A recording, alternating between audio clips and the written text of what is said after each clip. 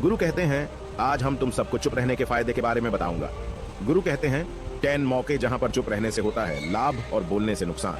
गुरु कहते हैं, अगर आप इन 10 मौकों पर शांत हो गए यानी मौन हो गए तो आप जो चाहेंगे वही मिल जाएगा। आपकी जिंदगी में चमत्कारिक बदलाव शुरू हो जाएंगे। जरूरत से ज्यादा बोलना या चुप रहना दोनों ही अच्छी बात नहीं है। जैसे जरूरत से ज्यादा बारिश हो जाना या फिर धूप दोनों ही दिक्कत देती है, उसी तरह अनावश्यक बोलने से भी काफी नुकसान होता है। गुरु कहते हैं कि पहला ऐसा मौका जहां पर व्यक्ति को चुप रहना चाहिए, बिना तथ्य के ना बोले। गुरु ने कहा, अगर आपके पास कोई तथ्य नहीं है तो वहां चुप रहने में ही भलाई है। चुप बैठने से दिमाग में नई कोशिकाओं का निर्माण होता है और इससे ज्ञान की वृद्धि होती है। बोलने में भलाई वही है जहां आपको किसी चीज के बारे में पूरा ज्ञान हो। अगर आप बिना तथ्य के कहीं बोलते हैं या फिर बेवजह बोलते हैं तो आपका वहां मजाक भी बन सकता है। अगर आपके पास पर्याप्त जानकारी नहीं है, ऐसी जगह पर बोलने से आपका मजाक तो बनी रहेगी, साथ ही साथ लोगों का भरोसा भी आपसे उठने लगेगा। इसलिए ऐसी जगह पर शांत रहो जहां तुम्हें पता ना हो कि क्या बोलना है क्या नहीं। कई बार कुछ लोग ऐसे होते हैं जो हर जगह अपनी उपस्थिति बताने लगते हैं। उन्हें पता नहीं होता है कि हमें क्या बोलना है, लेकिन फिर भी बोलते जाते हैं और फिर बाद में दूसरे लोग उनके जाने के बाद उनका मजाक उड़ाते हैं। जब तक आपको उस तथ्य के बारे में अच्छा ज्ञान नहीं है, उसके बारे में पता नहीं है, तो वहां चुप रहना ही ज्यादा समझदारी है। गुरु ने कहा, दूसरा ऐसा मौका जहां पर व्यक्ति को चुप रहना चाहिए। शब्दों से न पहुंचे ठेस, अगर आपके शब्द किसी को मानसिक ठेस पहुंचा रहे हैं तो वहां चुप हो जाना चाहिए। कमजोर व्यक्ति के बारे में कुछ भी बोलकर आप महान नहीं बन सकते हैं। महान आप किसी कमजोर का साथ देने में बनेंगे। कई बार होता है कुछ लोग अपने से छोटे व्यक्ति को भला बुरा कहते रहते हैं। सामने वाला इंसान तो कद से आपसे छोटा है, वह आपको कुछ नहीं बोलेगा, लेकिन आप उसकी नजरों में गिरते चले जाएंगे। हो सकता है कि कल वह भी आपसे पद में बड़ा हो जाए। पद में आपसे जब वह बड़ा हो जाएगा तो आज जो रवैया आपका उसके साथ है, आने वाले समय में वह भी आपके साथ वही करेगा। आप किसी को नीचा दिखाकर बड़ा नहीं बन सकते हैं। बड़ा बनना है तो अपने से छोटे लोगों का इज्जत भी करना सीखें और साथ ही साथ बड़े लोगों का भी सम्मान करना चाहिए। लोगों को लगता है कि अगर वह अकड़कर बोलेंगे और सामने वाले को नीचा गिराने की कोशिश करेंगे तो वह बड़े बन जाएंगे, तो यह उन सब की भूल है। बड़े होने की बजाय आप उनकी नजरों में गिरते चले जाएंगे। गुरु ने आगे कहा, इसलिए शिष्यों, तुम सब जब भी बोलना आदर भाव से बोलना, ताकि तुम्हारी बात लोगों को अच्छी लगे। बोलने में भाई बहन, माता पिता, मित्र इत्यादि संबोधन शब्दों का इस्तेमाल जरूर करना। इससे तुम्हारी मान प्रतिष्ठा तो बढ़ेगी ही, साथ ही साथ लोगों की नजरों में तुम समझदार व्यक्ति बनते जाओगे। गुरु ने आगे कहा, तीसरा मौका जहां पर व्यक्ति को चुप रहने में ही भलाई है। क्रोध या घृणा करने वाले लोग, जब कोई अपना या सगा संबंधी आप पर क्रोध कर रहा हो, आपका अपमान कर रहा हो, तो आपको उस वक्त चुप रहना चाहिए ताकि सामने वाले का गुब्बारा पूरी तरह से फट जाए। आप यदि सही हैं तो उसे कतई माफी ना मांगे और चुप रहकर ही सही समय का इंतजार करें। वह खुद आपसे माफी मांग लेगा जब उसे अपनी गलती का एहसास हो जाएगा। गुरु आगे कहते हैं कि अगर आपका कोई सगा संबंधी आप पर क्रोध कर रहा हो और आप उस समय शांत हैं, तो यह आदर सम्मान देने की निशानी होती है। इससे न कोई छोटा होता है और न ही बड़ा। अगर आपको क्रोध आ रहा है तो आप या तो वहां से किसी का अनादर किए बिना चले जाएं या फिर चुप रहें। क्रोध करने से आपके रिश्ते खराब होंगे। क्रोध करने से हमेशा क्रोध करने वाले व्यक्ति का ही बुरा होता है। गुरु आगे कहते हैं कि एक बार की बात है, एक सांप जंगल से भागते हुए किसी राजा के घर में पहुंच गया। लोगों ने छेड़खानी की तो वह बहुत ही गुस्सा हो गया, जिससे घर में जो तलवार पड़ी हुई थी उसी को लपेटकर कसने लगा और धीरे धीरे उसका पूरा शरीर कट गया। ठीक उसी प्रकार हमारा गुस्सा भी हमारे शरीर को तलवार की भांति काटता रहता है। गुस्सा ध्यान से खत्म होता है प्रतिदिन। अगर आप ध्यान की मुद्रा में बैठे हैं तो आपका गुस्सा आपके नियंत्रण में रहेगा। गुरु आगे कहते हैं कि यह तरीका है कि आप प्रतिदिन ध्यान का अभ्यास करें। इससे आपके शरीर में जो हार्मोन्स गुस्से को बढ़ावा देते हैं वह सब तुम्हारे नियंत्रण में रहेंगे, जिससे शरीर गुस्से पर आसानी तुम्हारा से काबू पा लेगा। लेकिन एक तरीका यह भी है कि जब भी आपको गुस्सा आए तो आप यह समझने का प्रयास करो कि क्या मेरा गुस्सा जायज है या नहीं, हमें वहां पर बोलना चाहिए कि नहीं।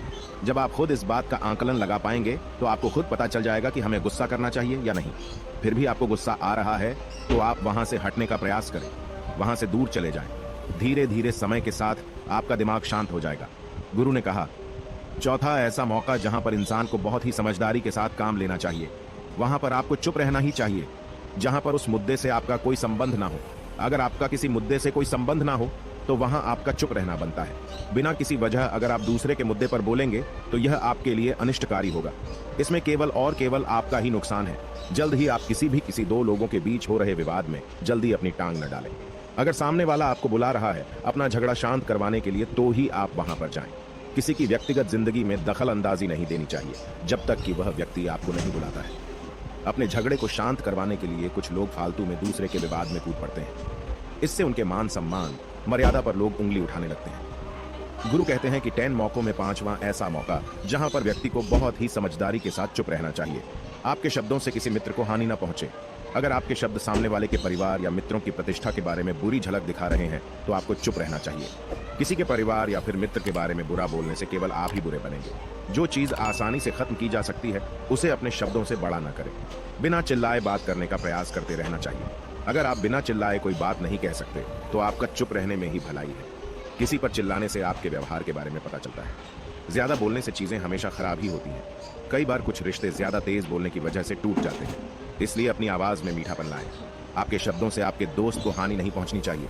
कभी कभी दोस्तों के जब हम मजाक हैं तो रहे कि आपके शब्दों से किसी का अनादर ना हो। मजाक को भी हमेशा शब्दों के मायने में ही रखें। जहां किसी को शब्दों से चोट लगे वहां चुप हो जाएं। ज्यादा बोलने से हमेशा नुकसान ही होता है। किसी और की प्रतिष्ठा को अपने शब्दों के माध्यम से उसे हानि नहीं पहुंचानी चाहिए।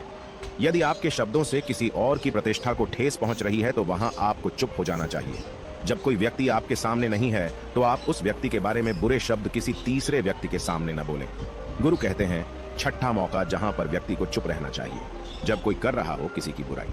जब कोई आदमी आपके सामने किसी तीसरे आदमी की बुराई कर रहा हो तब तुम्हें चुप रहकर बस सुनना चाहिए।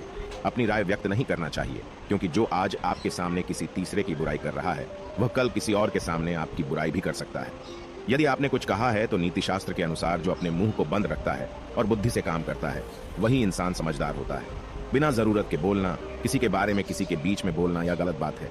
कभी कभी हमारे लिए बुद्धिमानी इसी में होती है कि हमें अपना मुंह ऐसी जगह पर नहीं खोलना चाहिए। गुरु आगे कहते हैं कि 10 मौकों में 7वां ऐसा मौका जहां पर व्यक्ति को चुप रहना चाहिए। जब कोई नहीं समझे आपकी भावना। यदि आपको लग रहा है कि कोई व्यक्ति आपकी भावना, दुख या परेशानी को शब्दों में नहीं समझ रहा है, यदि आपको लग रहा है कि सामने वाला व्यक्ति आपकी भावना या दुख को या आपकी जो परेशानी है उसको वह समझ नहीं पा रहा है या समझने का प्रयास ही नहीं कर रहा है या वह आपको ध्यान से सुन ही नहीं पा रहा है, तो ऐसे व्यक्ति के सामने आप चुप ही रहें, क्योंकि ऐसे लोगों को आपकी भावना या दुख से कोई मतलब नहीं होता है। ऐसे लोगों को अपना राज बताकर आप पछताएंगे ही बाद में। इसलिए हर किसी को अपने मन की बात नहीं बतानी चाहिए। अगर आपको लग रहा है कि सामने वाला आपकी बात को नहीं समझ पा रहा है, आपकी भावनाओं को नहीं समझ पा रहा है, तो वहां पर आपको नहीं बोलना चाहिए, क्योंकि आज में आपका मजाक ही बन जाएगा जब आपको लगने लगे कि सामने वाला आपकी भावनाओं को ठीक तरीके से समझ रहा है। जब आपको लगने लगे कि सामने वाला आपकी भावनाओं को ठीक तरीके से समझ रहा है, आप जो कह रहे हैं वह ठीक से सुन रहा है, तभी आप उसे अपनी बात कहें। गुरु कहते हैं कि 8वां मौका जहां पर आपको चुप रहना चाहिए, जब कोई इंसान अपना दुख व्यक्त करे। यदि कोई इंसान अपने दुख या परेशानी को आपको बता रहा है तो इसका मतलब यह है कि वह आपको अपना समझ रहा है। ऐसे में तुरंत ही उसे समाधान बताने के बजाय चुप रहकर उसके दुख या समस्या को सुने। उसके दुख या समस्या को किसी और को न बताएं। वह इसलिए नहीं बता रहा है कि उसकी समस्याओं का समाधान कर देंगे, बल्कि वह इसलिए भी बता रहा है कि सामने वाला उसकी बात को समझ रहा है। कई बार बताने से दुख कम हो जाते हैं। आपको अपना दुख इसलिए बता रहा होगा कि उसे लग रहा है कि आप उसकी बात को समझ रहे हैं। दुख बांटने से कम हो जाता है। इसलिए जब कोई व्यक्ति अपना दुख आपसे व्यक्त करे तो आप चुप मारकर उसकी बात को बहुत ही ध्यान से सुने, ताकि उसके दुख कम हो जाएं। उसके मन का बोझ हल्का हो जाए, क्योंकि उसके मन में जो भी बातें थीं वह आपको सब बता दिया। गुरु आगे कहते हैं कि 10 जगहों में 9 ही ऐसी जगह जहां पर आपको चुप रहना चाहिए। जहां पर दुष्ट प्रकृति के लोग रह रहे हों और गाली गलौज कर रहे हों तो आप वहां पर मत जाइए। ऐसी जगहों से आप चुपचाप निकल जाएं, अर्थात अपनी प्रतिक्रिया दिए बिना आप वहां से चले जाएं, क्योंकि जिसकी जुबान खराब होती है, जो दुष्ट प्रकृति के लोग होते हैं, उनको आप ऐसे समय में नहीं समझा सकते हैं। जब उनका दिमाग पूरी तरह से शांत हो जाए तभी वह आपकी बात सुनेंगे। इसलिए जहां पर दुष्ट प्रकृति के लोगों आपकी बात को न मानते हों और न ही सुनते हों तो आपको वहां पर नहीं बोलना चाहिए। गुरु कहते हैं कि 10 माह ऐसा मौका जहां पर आपको शांत हो जाना चाहिए। अपनी सफलता का राज हर किसी को न बताएं। कई बार होता है कि कुछ लोग जो सफलता को बहुत ही जल्दी अर्जित कर लेते हैं, वे हर जगह अपनी सफलता का ढिंढोरा पीटने लगते हैं। ऐसे में क्या होता है कि कई लोग आपकी सफलता से खुश नहीं होते हैं। अगर आप अपनी सफलता का जबरदस्ती लोगों में ढिंढोरा पिटवा रहे हैं तो लोगों की नकारात्मक ऊर्जा आपको प्रभावित कर सकती है। जब आप सफल होंगे तो सबको पता चल जाएगा कि आप सफल हो गए हैं। ढिंढोरा पीटने से नुकसान आपका ही होगा। इतना कहकर गुरु ने कहा, शिष्यों, आज के लिए बस इतना ही। अगर तुम सब मेरी इन 10 बातों को अपने जीवन में अपना लेते हो तो तुम सब काफी हद तक परेशानियों से बचे रहोगे। यहाँ से जाने के बाद मेरी यह बातें आपके जीवन किसी वरदान से कम साबित नहीं होंगी।